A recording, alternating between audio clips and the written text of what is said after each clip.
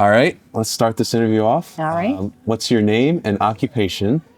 My name and occupation. I'm Ruegner, and I am currently semi-retired Okay. and watching my 3 grandchildren Okay. every day, Every day? and volunteering at a baby's breath, which Okay. is also a full-time job in and of itself. That's what I've been hearing from Yeah. most volunteers. Yes. What is your position with A Baby's Breath? I'm the general manager in the Warminster Center Center. Gotcha. And what is your day-to-day like with that?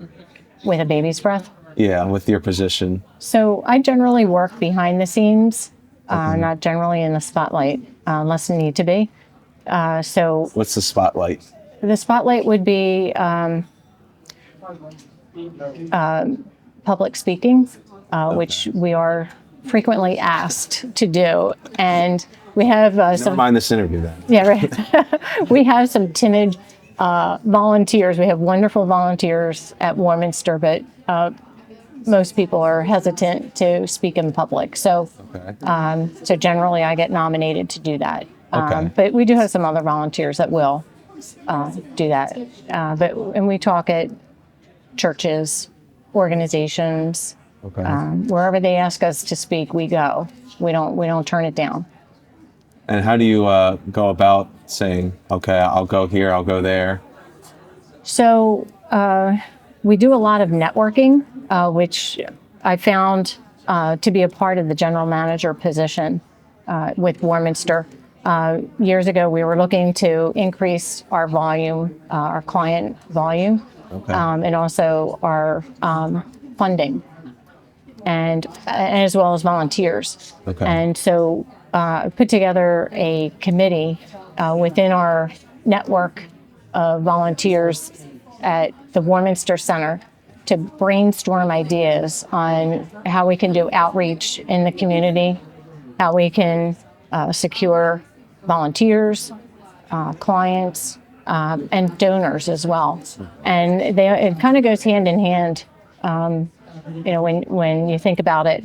And through those conversations, we get asked to come and present, or we may ask. That may be, how we approach a particular organization, whether it be a church or some type of a resource that would be necessary for our clients. Okay. And so we'll initiate the conversation and say, can we come and speak to maybe your pro-life group at your church, or maybe the Knights of Columbus.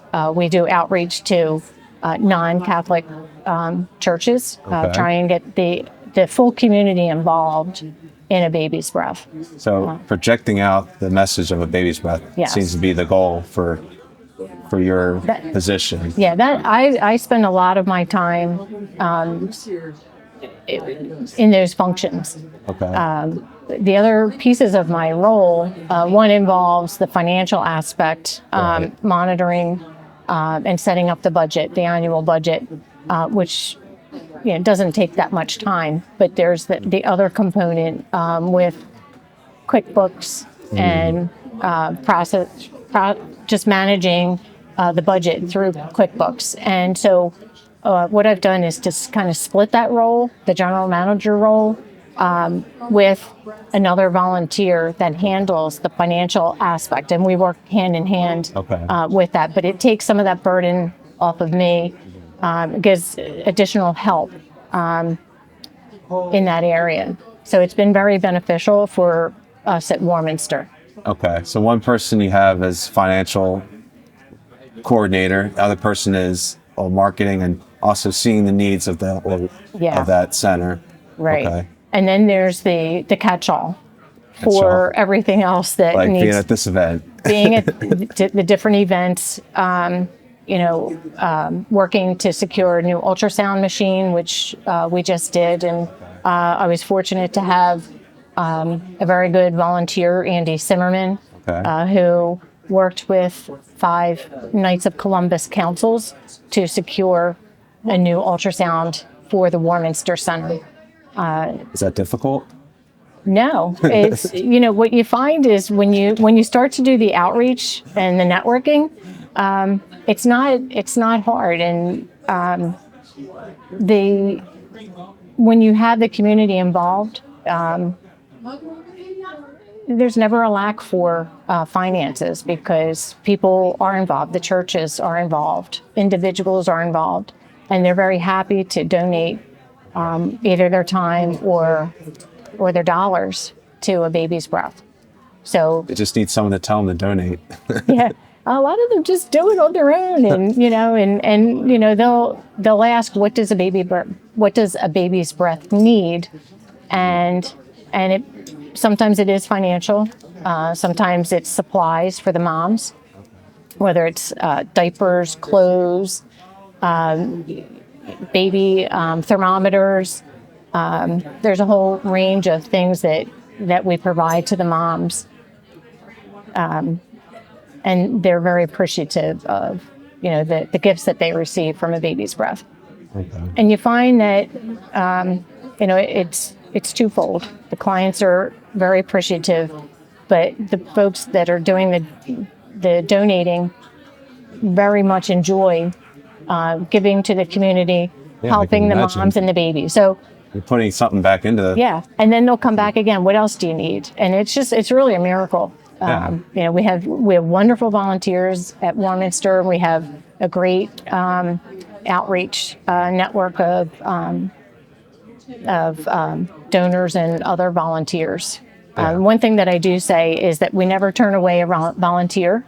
So we have volunteers that come through that are advocates, and they work firsthand with the clients. Okay. And we have spectacular advocates.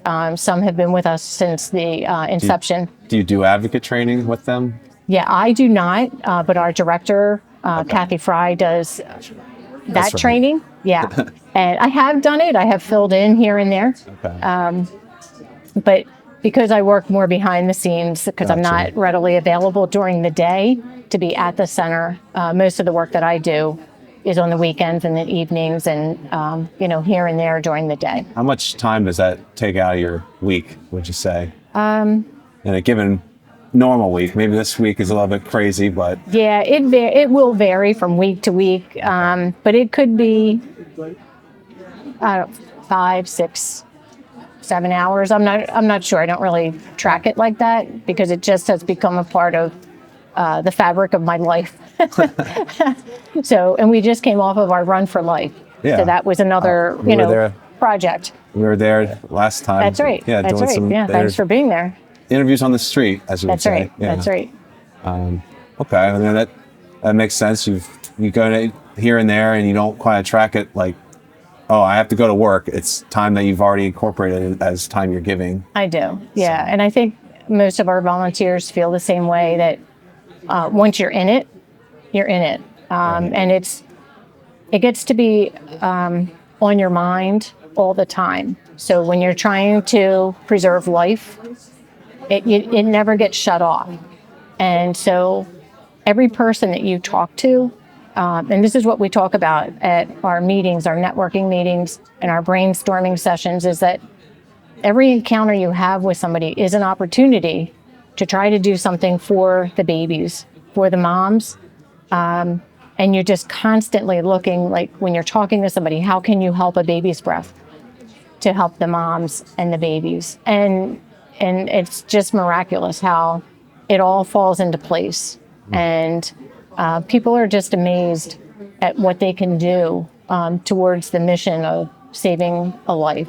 And, if our mission of a baby's breath for a mom to hear her baby take his or her first breath. Yeah. So it's, if there's a need, somehow miraculously, we were able to fill it through the goodness of the people that help with a baby's breath. Okay. I'll give you one last question. Sure. And I'll let you get back to this accumulating Oh, busyness. Yeah, it's getting busy back there. But if you had to train up somebody to take your position, what's one bit of advice you would tell them so that they could be prepared to do what all it is that you do for a baby's breath? Or if you want to answer it simpler, like what's one thing someone could do to better improve a woman's life in crisis? Well, I think it's just being there, putting the time in and caring, and looking for the need, because you can find the need in so many different places. It's not just the women that walk in the door. We help in other ways as well. And it's just, if you want to be on that mission, to save a life, you'll find a way, and you'll find the time as well. Well, thank you. Thank you for your time. All right. Absolutely. That's beautiful.